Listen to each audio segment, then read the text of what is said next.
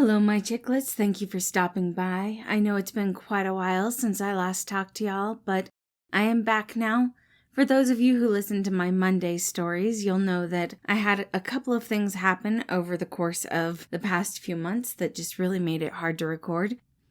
I don't have much more to say other than thank you so much for sticking around and waiting for me, and thank you for being so supportive and kind and reaching out to check on me. Let's go ahead and jump into today's story, Hallucinations. There were few things that Remus knew for certain. The first was that no one was to be trusted unless they were angry. Angry people were honest. The second was that soap was a delicious drink made by the devil.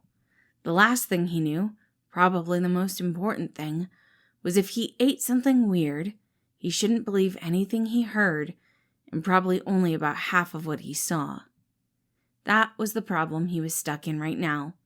The mushrooms had been delicious, but he was pretty sure that the pink elephants dancing around his room weren't real. He was less certain about the Romans standing in his room. His brother rarely came to visit him, and normally when he did, it was only to yell and scream. He never got the companionship he desperately craved for from his brother, and he rarely got apathy. This Roman was staring at him in horror. Not Roman's typical MO, but not impossible, certainly unlikely. Roman was dramatic, and he certainly looked a bit dramatic with the way his face was paling. Maybe if Remus could touch him, he could confirm whether or not this Roman was an apparition. Unfortunately, his arms were too heavy to move. At least he could move his head, and he did just that, turning to get a better look at his brother. "Remus!" Roman screamed, but it sounded like an echo through water, hollow and deep. That wasn't what Roman sounded like. But taking substances did sometimes make his auditory processes work a bit differently. And again, his brother would be that dramatic. Maybe he was actually here. Remus giggled and smiled up at Roman, who had come closer of his own accord. Remus could almost reach him, almost touch him. But Roman touched him first. The possibly fake, but maybe not fake Roman began touching his wrist, searching for something, and tickling Remus's wrist. It only made him giggle more. This probably wasn't real. Roman didn't like touching him. He had done a really good job creating a fake brother, though. Hi, Prince of Pessimism. No problem with him talking to his own delusions. It would be fun not to be alone for a bit. You can't be too injured if you can make jokes at my expense. At least his delusion was as much of a bitch as his actual brother. It made Remus smile. He liked when Roman was angry and feisty. It was better than the empty nothingness. Not injured. Hi, probably. Or poisoned? He felt his stomach churning, and Roman just barely got out of the way in time. Yeah, prob's poisoned. Despite the taste of bile in his mouth, he laughed, reaching up toward Roman, but just missing the other side's hair. What did you do? Roman seemed to be relaxing a little bit, and that was a little less fun. He was funny when he was stressed, and when he was apathetic, he left. Roman also summoned a water bottle, holding it to Remus's lips and helping him take a drink. Was he actually taking a drink of his own water bottle and just imagining Roman was there? Or was this the real Roman? The water was too real to be a hallucination, and it felt wonderful to have the cool liquid down his throat. Imagination mushrooms. Very yummy, Remus explained after draining the water bottle of its contents. He hadn't realized just how dry his mouth was. You didn't feed them to anyone else, did you? Remus shook his head. Why would he share his mushrooms? Though he probably shouldn't have moved his head around. His brain ached as if he had drummed it against the walls of his own skull. Jan says I'm not allowed. Oh yeah, there was that also. Janice would be mad if he made mushroom soup and shared it with the others, and Janice was less fun when he was more mad.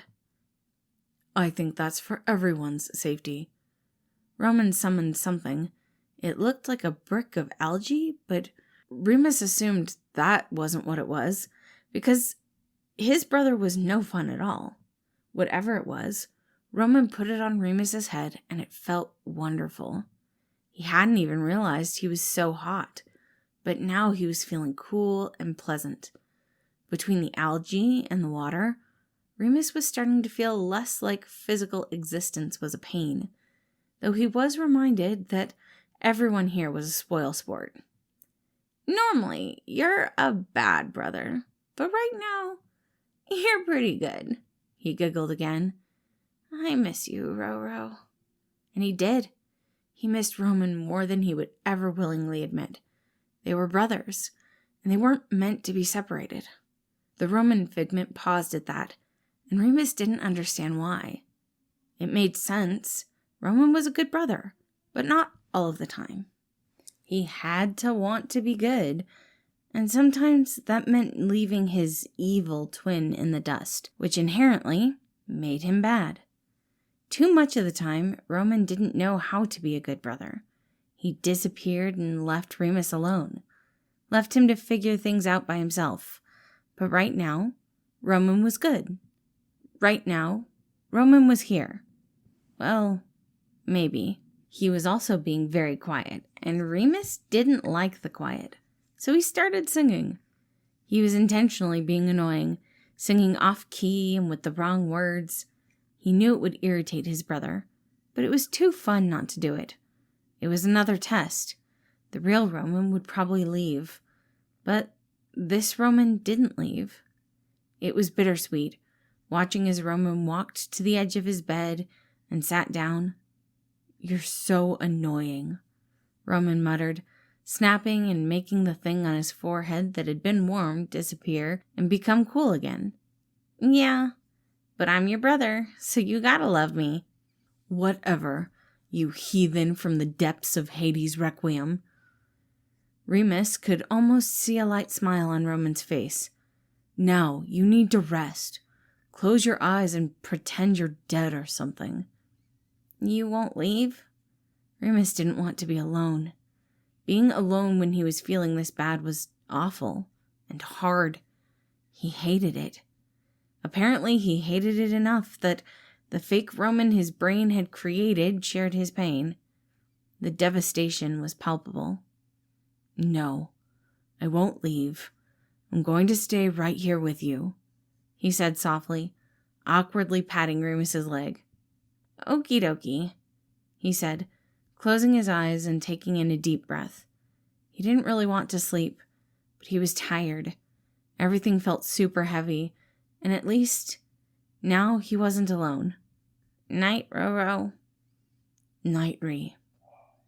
When Remus woke up again, his whole body ached in the way it normally did when he ate something he shouldn't have. He was tempted to go back to sleep again, but he knew he was lucid, and the room was far too quiet. There was nothing on his forehead to cool his fever, and nothing in the room other than the sound of his own creatures. Roman was gone. Virgil was gone. Janice was gone. He had his rules for a reason. He should have never staked his heart on believing in something he saw while he was under the influence.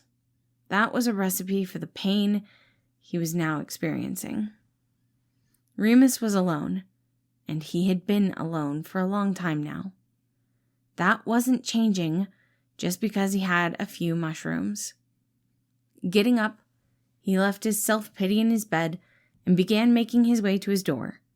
Everything felt empty, but he did the best he could to make sure that it didn't affect him. He walked down the hallway, creating his chaos and letting it fill him. He didn't notice the water bottle that had been sitting on his nightstand. He didn't notice the hint of red listening from around the corner, and he didn't notice as a shadow slipped away. Remus was alone, but maybe not quite as much as he thought. Thank you all for listening. Again, I'm glad to be back. I'm happy you all stuck around. I hope you enjoyed this story.